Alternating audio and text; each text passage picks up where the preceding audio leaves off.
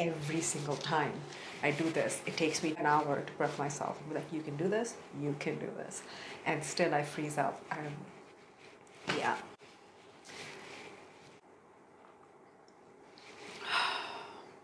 Liquid courage. A lot of you guys know, based on the fact that I have this channel, that I love reading books. Or what maybe not as many people know is that I also love watching TV shows and movies. And so when they come together, it's like the best thing for me.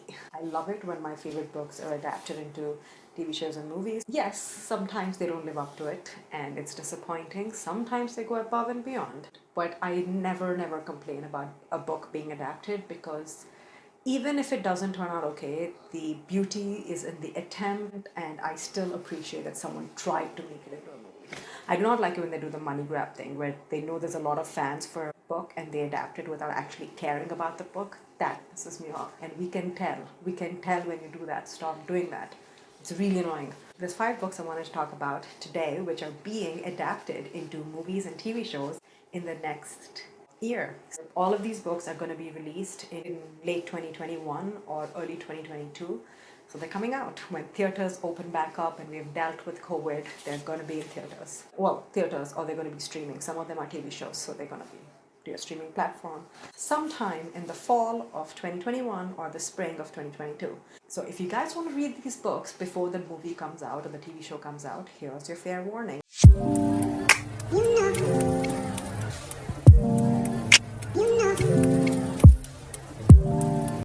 The first book is Dune by Frank Herbert.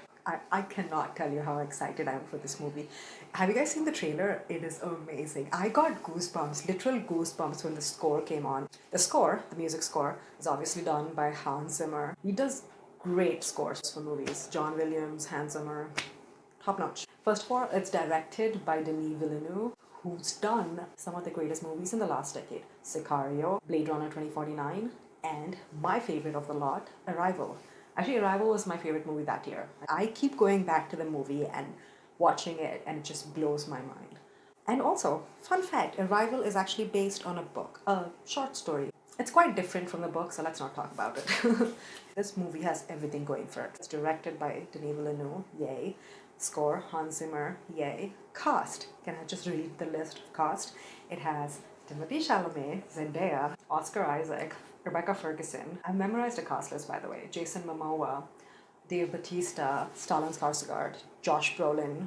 All of these actors can hold a movie on their own. The fact they're all in there is just amazing. It's coming out in October, and Warner Brothers is producing it. And I think it's going to be streaming at the same time on HBO Max. So the whole production team behind it is just like the dream team. There's no way you can start with this team and have a bad movie. Though Warner Brothers' track record in the last few years is not great. The screenwriter is the only person I'm a little worried about, but hopefully everything else just works out and it doesn't matter who wrote the script. Okay, so let's get into the source material. So Dune is by Frank Herbert, is a sci-fi fantasy novel. It was published in 1965, so it's a little old, but at no point does it feel dated. In fact, it has inspired a lot of the sci-fi genre since its publication. Just to give you a brief intro. So this is based in a galaxy far, far away. It does have a lot of Star Wars threads to it, by the way, just FYI. But I think Star Wars might have been inspired by this, because this definitely predated Star Wars. So don't come at the book saying like, oh, this copied Star Wars. No, it didn't. It came first. Shush. So, of course, it's set in some distant future on some other galaxy. Our main character, Paul Atreides, is the son of a duke, and every duke gets assigned a planet to run the administration of. And the main planet that everyone would like control of is called Arrakis. That's because there's a resource on Arrakis that everyone really wants. It's called melange, or the spice, and it's just like, think of it like coffee powder that has the ability to give you like strength, enhance your abilities, and live longer. Maybe cocaine would a better equivalent. Or whatever the guys on Limitless, that powder. That's melange, and everyone's fighting for that. And at the start of the novel, Paul Atreides' father, Duke Atreides, gets the stewardship of the planet Arrakis, and then chaos descends because everyone wants that planet. So there's like a lot of like plotting, spies, betrayals. It's basically Game of Thrones in space. The one aspect of it that I haven't read in a lot of other books is that it has commentary about environmentalism and preservation of local cultures. That was really fascinating. This book actually can be broken up into two halves, which is why the movie is being broken up into two halves. The first half of the book is pretty conventional. It's a classic hero's journey trope where you know the main protagonist is important and he's going to go on a hero's journey to solve the problems put forth. The second half of the book is very, very strange. It's the best way I can put it without giving too many spoilers. Really earns its sci-fi fantasy name because it's not just like, oh, we have vampires or werewolves. It's not those tropes. It created a world which I haven't seen anywhere else. There's a lot of magical realism involved and concepts you cannot quite picture because it's outside of anything you've ever known or imagined. I'm actually looking forward to the second movie because I don't know how they'll bring that to the big screen. I literally lack the imagination for it, but I'm sure Denis Villeneuve can do it because, I mean, have you guys seen Arrival? He managed to pull that off. He managed to pull off the concept that time is not linear and made it make sense. So if anyone can pull this off, I think he can do it. So I trust him. And if he can't, I don't blame him because just the second half of the book is just strange, man. I don't know. So good luck. If you can't do it, I don't blame you. But check out the book, guys. It's long, but you know, fantasy books are usually long. The second book I want to talk about is by one of my favorite authors at the moment. That is Sally Rooney, and the book is Conversations with Friends. Another book by this author is Normal People, which is one of my favorite books. And the TV show Normal People is also pretty great. I can't decide what I like more, the book or the TV show. One of the rare things about the TV show was so much of the dialogue was pulled verbatim from the book. And that rarely happens. Usually when you turn books into movies or TV shows, you change a lot of the dialogue because some concepts work better in prose. Because you have to be more descriptive when you write, whereas in a visual media, the pictures, the video, the lighting does a lot of the storytelling for you, so it doesn't have to be just communicated by words. So most movies and TV shows don't have the same dialogue or even the same exact plot as the book. Normal People is one of the few books where the story and the dialogue especially is like literally pulled from the book. And it's the same creative team that's making Conversation with Friends. And this book revolves around 4 characters and their interpersonal relationships. So there's Francis and Bobby, who are best friends from childhood. They were in a relationship at one point, but they're best friends come creative duo at this point. They perform spoken word, where Francis writes the poetry and both of them perform it together on stages. And because their performances are getting some attention, they meet Melissa, who's a journalist and kind of the person who collects people like souvenirs. Like if someone's cool or edgy, she'll collect them. So she has like a diversity of friends. So yeah, I'm not a fan of Melissa, clearly. Actually, I'm not a fan of any of the characters in this book. They all have issues. And Melissa's husband, Nick, who's much younger than her, like mid to late 20s, and he's an actor, kind of a snobby English actor who does really prestigious roles and creative stuff, and is mysterious. So those are the 4 characters, and they have complicated relationships. There's going to be affairs in here. I don't want to give away much because Sally Rooney is not about plot as much as emotions. Oh wow, that makes it sound like a drag. It really isn't. Like, not emotions, about character motivations. You never quite can figure out any of these people fully because they never act in a way that makes sense. And I guess that's human. That's why I might like Sally Rooney, because humans are that way. You'll take a bunch of these personality traits, put it in a person, and then they'll always act a certain way. Some books do that where their characters are very consistent. Here, characters are very inconsistent, and I think that's the beauty of it. Because you're constantly like, wait, what? Why would you? I thought you learned this lesson, or I thought we already covered this. But no. The TV show, so it has the same production team. A lot of the actors in it, I don't know them. They're fairly new. The only person I do know is Joe Alwyn. He's done famous stuff, guys, but I know him as Taylor Swift's boyfriend. Joe Alwyn as Nick is like a great casting because I think he fits the bill of Nick almost to perfection. Not the physical characteristics, because he looks a little different than how I pictured Nick, but the whole doing only prestigious movie roles, because Joe Alwyn has been in a lot of Oscar-nominated movies. Who's this for? Fans of Normal People. If you watch the TV show or read the book, you like this too. I will warn you that it's not a straight up love story. There is a love story in here, but it's not like happy ending romantic comedy. That's not what Sally Rooney writes, but it's really good. It's the next book that's coming out to your small screens sometime this year or early next year is The Heartstopper by Alice Oseman. Actually, I have 3 books in my hand. These are the first 3 volumes. The 4th volume just came out. We don't own it. We have the first 3. They're very pretty. I'm just going to put them away because they're heavy. So this is actually a graphic novel. As you can see, Alice Oseman is what I think a quintessential Gen Z person to be. I don't know if this is true, but when I read her stuff, I assume she's gender non-conforming. Her books are very, very focused on diversity and inclusivity. At no point does it feel like she's pandering to you. This is just her experience, and this is how she sees the world, and that's how she writes. That's it. It's a given in her universe that characters are going to be of all different genders and races and sexualities, and that's just normal, and you just deal with it. And that's part of the reason it's amazing, because it's the representation that matters, and not pulling your attention to the representation and saying like, hey, we did this thing. She mostly writes about teenagers in UK, at least the books I've read by her so far. I've read 5, 6. They've all been about teenagers, and they're all interlinked somehow. There's like one character crossover and all of that. So this book, The Heartstopper, is about 2 teenage boys, Nick and Charlie. This is Charlie, this is Nick. Nick is a year ahead of Charlie in school.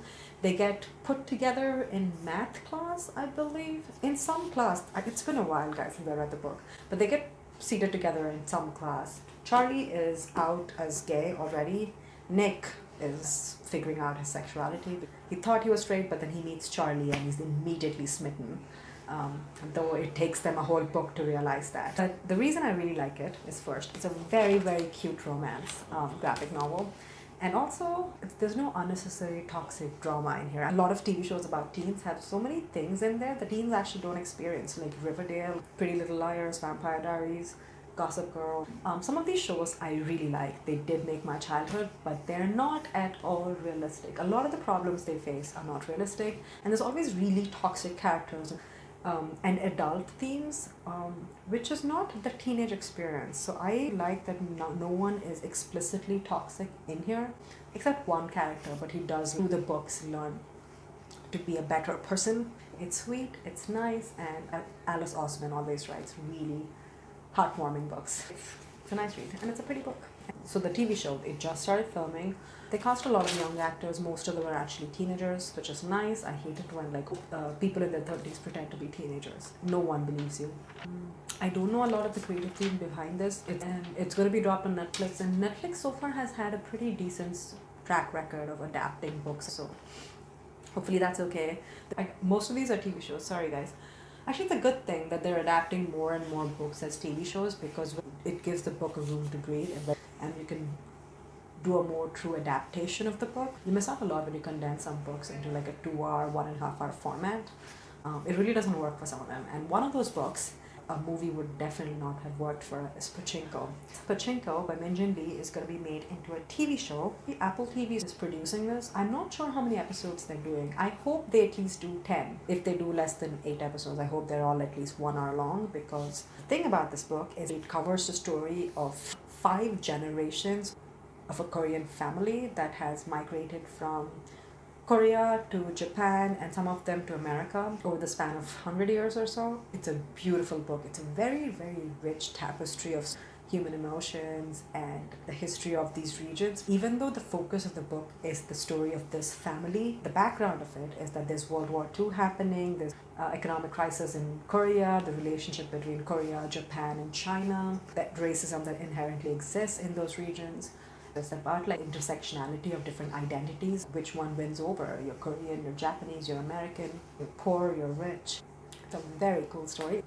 It's also very timely, because now that hate crimes against Asians in America has come under the spotlight, we've actually realized all over the world that we don't really know that much about Asians. When we taught world history, it's very Western centric, and then we get individual histories of our own countries. So Asia is often overlooked. There's a lot of history and cultural background in here which a lot of people might not know. It does a really, really good job weaving the history and the cultural tensions and the political tensions into the story, but it never upstages the human drama. So that's the center of the story. We get the story from the viewpoint of almost every character. In each generation, there's one person whose emotional journey we are kind of invested more in, and the switch is seamless. It's a really, really good book. This is one of the books like I think you should definitely read. Even though they're doing a TV show and not a movie, which means they'll have time to explore the book properly, I'm still worried a lot of it won't come through.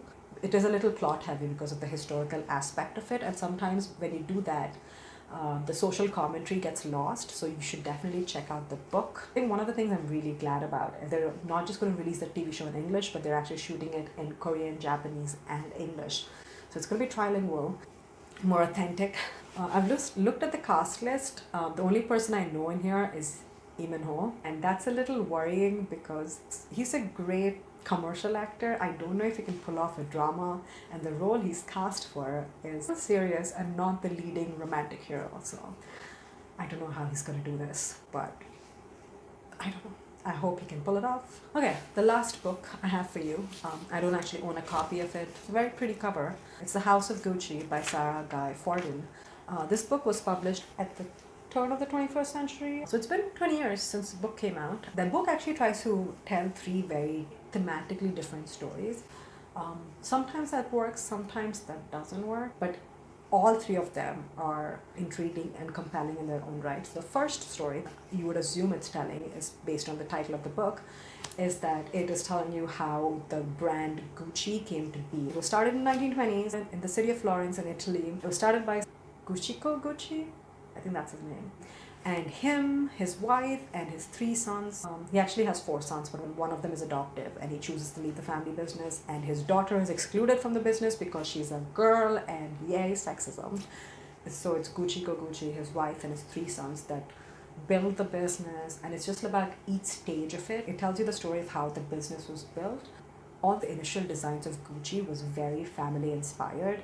They didn't bring in any external designers in the beginning. It was all of them inputting their own ideas and coming up with new products. Then there's a crime story where Gucci's grandson, Maurizio Gucci, is assassinated in 1995.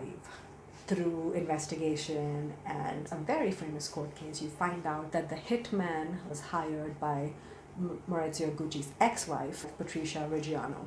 The third story that is being told is that usually when there's corporations that are like family owned, it always happens that the first generation and maybe even the second generation are the creative heads, and somehow in the second, third, fourth generation the problems arise and things fall apart. This is a pattern in all the books I've seen to read about like family run businesses. So there's that aspect in the story of Gucci too, where by the third generation there's a lot of infighting, where all the cousins are fighting for shares of like the company and who gets to be the main creative head behind it, who gets to run what and do what. Everyone has different ideas on how to take the business forward. So the infighting gets so bad they become vulnerable to outside forces.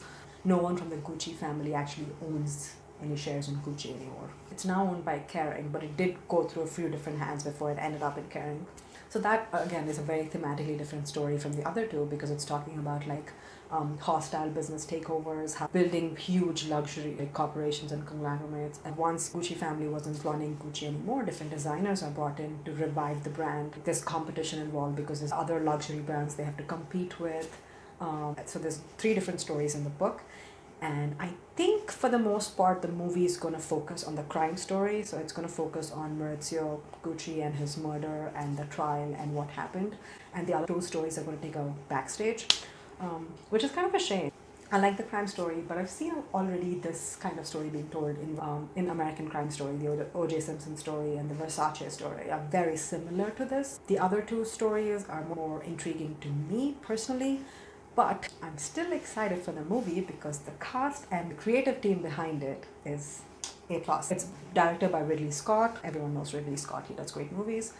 And the cast is also great. It has Al Pacino, Adam Driver, Lady Gaga, more people that I already forgot. I think this is going to be like a very Oscar baity movie that's going to get nominated for Golden Globe, if not an Oscar. So it's definitely like a very serious drama, and it has a lot of prestige behind it. I would do recommend check out the book. I'm going through a phase where I'm reading about like really popular, powerful family-run businesses right now, and it's cool.